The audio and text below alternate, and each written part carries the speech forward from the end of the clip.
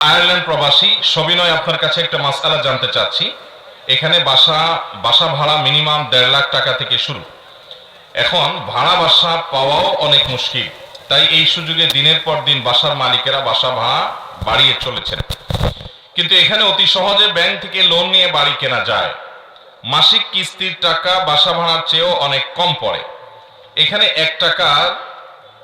একটা বাসার দাম 4 কোটি থেকে শুরু। বাসা কেনার সময় আমাদের ইন্স্যুরেন্স করতে হয়। যদি কেউ লোনের টাকা পরিশোধ করার আগে মারা যায়, তাহলে ওই ইন্স্যুরেন্স কোম্পানি লোনের টাকা ব্যাংকে পরিশোধ করে। এত টাকা জোগাড় করে নগদে কোনো বাড়ি কেনা অনেকটাই অসম্ভব আমাদের সবার জন্য। আমরা এখানে বাংলাদেশিরা দুই ভাগে বিভক্ত হয়ে গেছি। কেউ বলছে লোনে বাড়ি কেনা হারাম, আবার কেউ বলছে প্রথম বাড়িটা লোনে কিনা হালাল হবে। যেহেতু আমার বাড়ি কোনো অভিজাতের জন্য নিচ্ছি না, শুধুমাত্র অসুবিধায় পড়ে নিচ্ছি, এমত অবস্থায় ব্যাংক থেকে লোন নিয়ে বাড়ি কিনা কি ইসলাম অনুমোদন করে? দয়া করে এই ব্যাপারে কোরআন ও সুন্নাহর আলোকে একটা মাসআলা দিলে আমরা আপনার কাছে কৃতজ্ঞ থাকব। আল্লাহ আপনাকে নেক হায়াত দান করুন। অনেক লম্বা প্রশ্ন। এই প্রশ্ন উত্তরে আমরা বলতে চাই, দুনিয়াতে টিকে থাকার জন্য মাথা গোজার একটা ঠাঁই দরকার আছে, কিন্তু বাড়ির মালিক হওয়াটা আবশ্যক না। আমি জানি যে পৃথিবীর অনেক দেশেই যারা ভাড়ায় থাকেন তাদেরকে অনেক বেগ পেতে হয়, বাসা ভাড়া খুঁজে পাওয়া কঠিন হয়, ভাড়া অনেক বেশি হয়। এই সব বিষয়গুলো টুকটাক আমার জানা আছে। কিন্তু সেই সাথে আমি এও জানি এই সমস্ত দেশে আমাদের যেসব ভাইয়েরা বাড়ি কেনার চিন্তা করেন, তারা বাড়ি কিনতে গিয়ে ব্যাংক লোনের উপরে তাদেরকে নির্ভরশীল হতে হয়। কারণ এত টাকা একসাথে তিনি নিজে মুঠ করে ধরে বাড়ি কিনে ফেলবেন, এই সুযোগ খুব একটা মানুষের কাছে থাকে না। এখন কথা হলো, এই যে ব্যাংক লোন নিয়ে বাড়ি করা, যারা বিভিন্ন অমুসলিম প্রধান দেশে থাকেন তারা প্রায় সবাই এই প্রশ্নের সম্মুখীন। আমি জাপানে গিয়েছিলাম, সেখানে আমাদের বাংলাদেশি ভাইরা এই একই প্রশ্ন অনেকেই করলেন, এবং আমি জানি যে অনেকে সেখানে বাড়ি করে ফেলেছেন, বাড়ি কিনে ফেলেছেন এই লোনে। কারণ তিনি জানেন যে ভাড়া দিতে গেলে তিনি অনেক বেশি তার লস হবে, এবং বাড়ি কিনলে সেটা তার জন্য সহজ, এবং কিস্তিগুলো খুব সহনীয় পর্যায়ে থাকে। মনে রাখবেন, কিয়ামতের আগে অনেক ফাঁদ আসবে, অনেক ফাঁদ। এটা একটা ফাঁদ মনে করতে পারেন আপনি। ফাঁদ বলতে, আপনি যদি সুদের কারবারে যান, সুদের রাস্তায় যান, তাহলে আপনার লাইফটা খুব ইজি হয়ে যাবে। আপনি সুদের বাইরে যান, তাহলে লাইফটা অনেক কঠিন হয়ে যাবে। একজন ইমানদার হিসাবে এই ফাঁদে পা না দিয়ে এই সময় আপনাকে ইমানদারের পরিচয় দিতে হবে যে আমার একটু অসুবিধা হোক, আমার একটু কষ্ট হোক, আমি একটু পেরেশানি পোহাই, তারপরও আমি হারামে পা দেব না। মনে রাখবেন, সুদি লোন নিয়ে বাড়ি করা এটা আপনার জীবনে এমন কোনো বিষয় না যে আপনার দেয়ালে পিঠ থেকে গেছে। যে সমস্ত ভাইরা এটাকে হালাল করার জন্য একটা যুক্তি দাঁড় করিয়েছেন যে এই বাড়িটা তো শখে এবং স্বাদে নিচ্ছি না, এই বাড়িটা তো বাধ্য হয়ে নিচ্ছি, এটা যারা বলছেন তাদের কাছে আমার বিনীত আরজ হলো, আপনাকে আয়ারল্যান্ডে যায় উঠার জন্য কে বাধ্য করছে? বাংলাদেশে আপনার থাকার জায়গা নাই, তো আপনি আয়ারল্যান্ডে যায় উঠছেন, দাওয়াতের নিয়ত যদি থাকে আপনি উঠেন, অসুবিধা নাই। আপনি সেখানে পড়াশোনা করতে গেছেন, সেটা আপনি যেতেই পারেন। আপনি ব্যবসা বাণিজ্যের কাজের জন্য গেছেন, শরীয়ত অনুযায়ী আপনি যেতেই পারেন। কিন্তু আপনি নিজের দেশ, মাতৃভূমি সব ছেড়ে ছুড়ে সেখানে চিরকাল বসবাসের জন্য, একটু আরামের জীবন যাপন করবার জন্য সেখানে গিয়ে উঠেছেন। আমি জানি সেখানে গিয়ে উঠার অনেক কারণ আছে, অনেক অভিমান আছে আমাদের প্রবাসী ভাইদের, বিশেষ করে যারা ইউরোপ আমেরিকাতে থাকেন, তাদের অনেক অভিমানের জায়গা আছে। তার একটা হলো যে এই দেশে আমরা কিভাবে থাকবো, এই দেশে মেধার কোনো মূল্য নাই, চোর ডাকাত 2 নম্বর, এবং যারা ঘুষ দিতে পারে, রাজনীতি করতে পারে, যারা তেল মারতে পারে, এই মানুষগুলোর দাম আছে, যোগ্য মানুষের দাম এ দেশে আসলেও নাই। তাদের সেই দাবির সাথে আমরা পুরোপুরি একমত যে হ্যাঁ, আমাদের দেশে এরকম একটা বাজে অবস্থা আছে, কিন্তু তাই বলে এই দেশটাকে পরিবর্তন তো আমাকেই করতে হবে। এই দেশের এই দুরবস্থার পরিবর্তন আমি না করে সেখান থেকে আমি চলে গেলাম, তাহলে এটা তো প্রশংসনীয় কোনো কাজ হতে পারে। আমি আমার সমস্ত ভাইদের প্রতি পরিপূর্ণ শ্রদ্ধা রেখেই বলছি, যারা বিভিন্ন দেশে গিয়ে পাড়ি জমিয়েছেন, তারা যদি সেখানে দাওয়াতের উদ্দেশ্যে যান, সেখান থেকেও তারা তাদের আত্মীয় স্বজন হক আদায় করেন, তাহলে সেক্ষেত্রে শরীয়তের দৃষ্টিকোণ থেকে তারা কোনো অন্যায় করছেন না। কিন্তু আমার কথা হলো, আপনি যে যুক্তি দিয়ে এই সুদি লোন নিয়ে বাড়ি করাটাকে হালাল করছেন, আপনাকে সেটা বাধ্য করেছে কে? আপনি তো নিজের প্রতি নিজে সেটা বাধ্য করেছেন। আপনি সেখানে গিয়ে স্থায়ী বসবাস করার যে আপনি চিন্তা ভাবনা করেছেন, আপনাকে সেটাতে কেউ বাধ্য করে নাই। এছাড়া আপনার কাছে বিকল্প আছে। শরীয়তে হারামটা হালাল হয়। হারামটা হালাল হয় কখন? আল্লাহ বলেছেন ইল্লা মা তুরিতুম, যখন তোমরা নিরুপায় হয়ে যাও, যখন আর কোনো উপায় থাকে না, দেয়ালে পিঠ থেকে গেছে, পিছনে আর যাওয়ার জায়গা নেই, তখন হারামটা হালাল হয়। আপনি শুকরের গোশত খাওয়া হারাম, কিন্তু যদি আপনার এমন কোন পরিস্থিতির মুখোমুখি হন, এমন কোন জায়গায় থাকেন এখানে হালাল কোনো খাবার কোথাও নেই, এবং আপনি দীর্ঘদিন পর্যন্ত হালাল খাবারের অভাবে না খেয়ে থাকতে থাকতে এখন আপনার প্রাণ বের হয়ে যাবে, মৃত্যু হবে যে কোনো মুহূর্তে, এইরকম পর্যায়ে চলে আসছেন, সামনে শুকরের গোশত আছে, এটা না খাইলে আপনি মারা যাবেন, এরকম যদি হয় তখন জীবন রক্ষার জন্য আপনি হারাম খাইতে পারবেন। আপনি একটু সামান্য ঠুনকো অজুহাত দিয়ে বলছেন তাহলে এখন আমার জন্য, ওই যে এটা আমাদের দেশের চেয়ারে নামাজ পড়ার মতো অবস্থা আর কি। আপনি যখন পারেন না, আপনার যখন অবস্থা খারাপ, আপনি রুকু সিজদা করতে গেলে মাজা, কোমর, মেরুদণ্ড ভেঙে যাওয়ার উপক্রম হয়, বা অভিজ্ঞ ডক্টর বলেছেন যে না আপনি নিয়মিত এরকম করলে আপনার স্থায়ীভাবে পঙ্গু হয়ে যেতে হবে, অন্য কোনো অসুবিধা হবে, এটা কোনো ডক্টর, অভিজ্ঞ ডক্টর, দিনদার ডক্টর, যিনি নামাজের গুরুত্ব বুঝেন, এবং ভালো ডক্টর, দুইটাই যার দিকে যার মধ্যে আছে, এরকম কেউ বলেছে, তখন আপনি চেয়ারে বসে ইশারা ইঙ্গিতে আপনি রুকু সিজদা করলেন, ভিন্ন কথা। কিন্তু ওই যে আপনি শুনছেন যে ব্যক্তি পারে না, অপারগ, যে ব্যক্তি অসুস্থ, তার জন্য চেয়ারে বসে নামাজ পড়া জায়েজ আছে, এই মাসআলা শুনে আপনি কি করলেন? আপনার একটু শরীরটা আজকে একটু মেজ মেজ করতেছে, একটু অলস লাগতেছে, একটু ব্যথা ব্যথা করতেছে, আপনি বলতেছেন আমি তো তাহলে অসুস্থ, তাহলে চেয়ারটা টান দিয়ে বসে নামাজ শুরু করে দিল। আছে না নাই এরকম আমাদের মধ্যে? এত পরিমাণ চেয়ার মসজিদে যে এটা কি আকিজ প্লাস্টিকের দোকান না মসজিদ বোঝার উপায় নেই। হ্যাঁ, একজন মানুষ যদি সত্যি নিরুপায় হন, তার জন্য অবশ্যই জায়েজ আছে চেয়ারে বসে নামাজ পড়া। অতএব নিরুপায় বলতে আমরা অনেক সময় নিজের মতো করে এটার ডেফিনিশন ঠিক করে নেই। ইসলামী শরিয়ার দৃষ্টিকোণ থেকে নিরুপায় বলা হয় ওই ব্যক্তিকে যার দেয়ালে পিঠ থেকে গেছে, আর কোথাও যাওয়ার কোনো উপায় নাই, এই ব্যক্তি নিরুপায়, তার জন্য জায়েজ আছে বিকল্প পথের সন্ধান করা। অতএব আমি বিনয়ের সাথে আপনাদেরকে জানাতে চাই, আমাদের আয়ারল্যান্ড প্রবাসী ভাইরা যারা প্রশ্নটি করেছেন, যে আল্লাহর ওয়াস্তে সুদি লোনকে না বলে, আপনার কষ্ট হোক, হ্যাসেল হোক, পেরেশানি হোক, পয়সা বেশি যাক, তারপরও আপনি ভাড়া বাড়িতে থাকবেন, অতিরিক্ত যে টাকা আপনার খরচ হবে, আপনি হারামকে ডিনাই করার জন্য যেহেতু সেটা খরচ করেছেন, এই টাকা আপনার লস যাবে না, আল্লাহর কাছে এটার বিনিময় পাবেন ইনশাআল্লাহ। ভাইরা আমার, অতএব ঠুনকো অজুহাতে আমরা হারামকে হালাল করব না।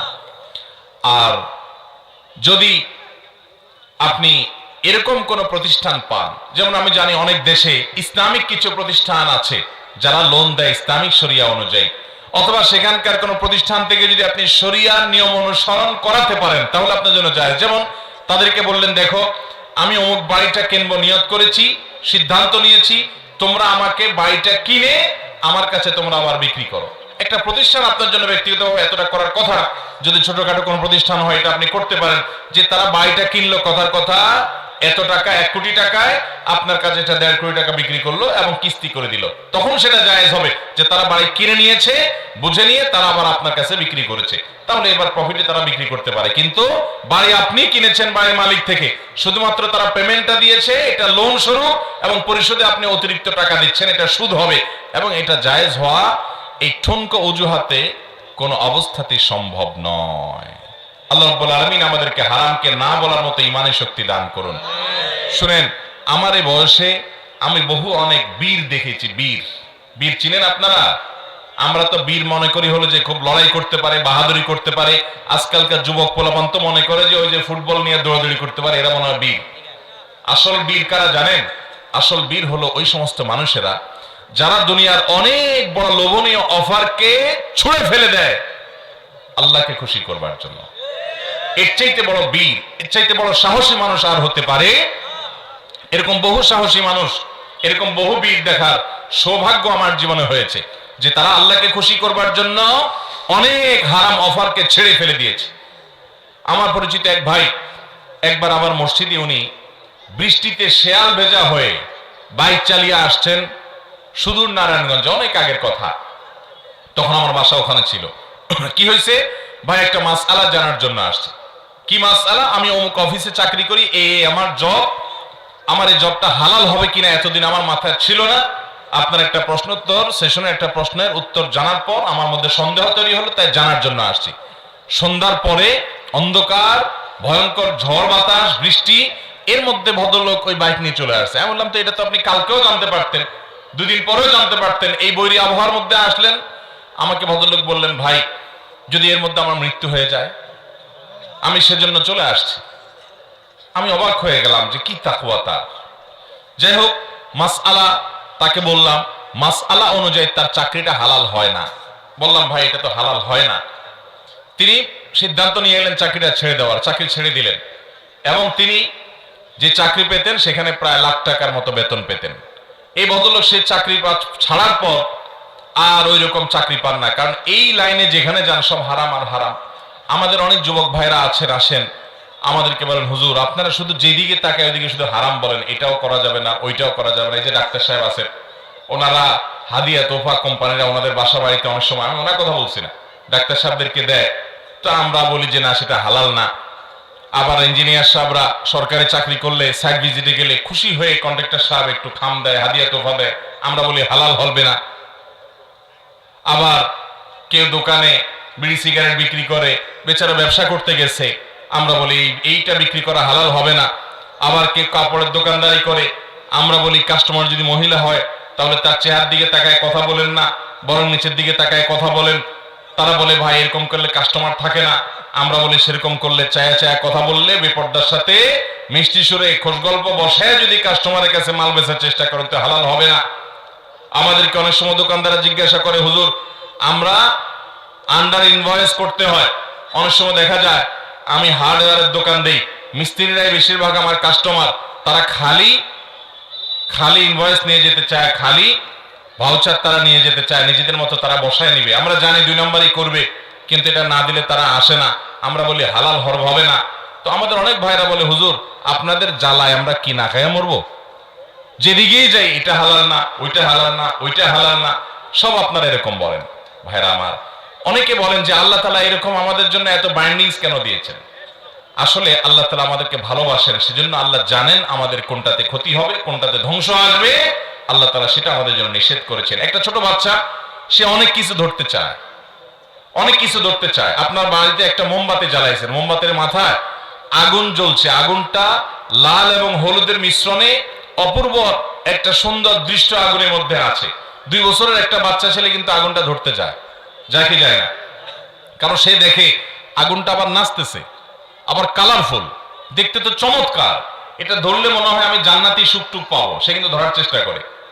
বাপ মা কি করে? বাধা দেয়। শুধু বাধা দেওয়া, সর্বশক্তি দিয়ে বাধা দেয়। কোনোভাবে আগুন ধরতে বাচ্চাকে দেয়? বাচ্চা ছুরি দেখলে ধরতে পছন্দ করে, আমার মা ছুরি দিয়ে তরকারি কাটে, পেঁয়াজ রসুন কাটে, এটা সেটা কাটে, কেচি দিয়া কাপড় কাটে, এটা সেটা কাটে, বাচ্চা দেখে। তো বাচ্চা মনে চায় যে আমার মা এত কিছু কাটে, আমি একটু কাটি। সে একটু ছুরিটা চায়, নিতে চায়, বাপ মা নিতে দেয়? এরকম অনেক কিছু বাচ্চারা করতে চায়, বাপ মা কিন্তু করতে দেয় না। বাচ্চা তখন কি করে? কান্না শুরু করে।